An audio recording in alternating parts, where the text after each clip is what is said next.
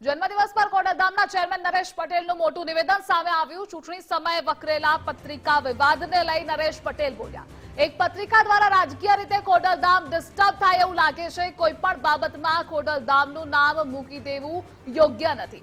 રાજકીય રીતે એક્ટિવ ન રહીએ તો સામાજિક કામ ન થાય। જે રાજકારણમાં છે તેમને હું સપોર્ટ કરીશ। ઘરમાં કાંઈ હોય જ નહીં, ઘરમાં સમાધાન હોય। જયેશ રાદડિયા પાટીદાર સમાજના યુવા નેતા છે। જ્યારે જરૂર પડે ત્યારે તેમની સાથે ઊભા રહીએ છીએ તેવું નરેશ પટેલનું નિવેદન સામે આવ્યું છે।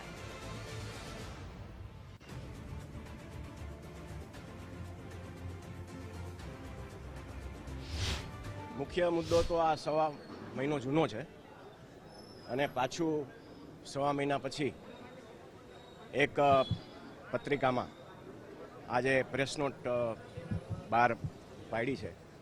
એમાં ક્યાંક ને ક્યાંક રાજકીય રીતે ખોડલધામ ડિસ્ટર્બ થાય એવું મને ચોક્કસપણે દેખાય છે। જ્યારે પાટીદાર સમાજની વાત આવે ત્યારે આમાં પણ ઘણા બધા આગેવાનો છે જે ઘણું બધું કામ કરી રહ્યા છે રાજકીય રીતે અને સામાજિક રીતે બંને રીતે। અને પાટીદાર એક એવો સમાજ છે જે દરેક સમાજને સાથે રહી અને ચાલનારો સમાજ છે। ત્યારે કોઈ સારા નેતા બીજા સમાજના પણ બધાનું હિત જોઈને કામ કરતા હોય એમાં પાટીદાર સમાજ હંમેશા ખુશ હોય છે। સમાજના લોકોને સમાજનું જ કામ કરવું જોઈએ। પણ આજની પરિસ્થિતિ આપ સૌ જાણો છો, જો અમે રાજકીય રીતે ક્યાંય એક્ટિવ ન રહીએ તો સમાજના કામ પણ ન થાય। એટલે એ પણ અમારે કરવું પડે છે ને ક્યાંક ને ક્યાંક એટલે અમને ટાર્ગેટ કરવામાં આવે છે।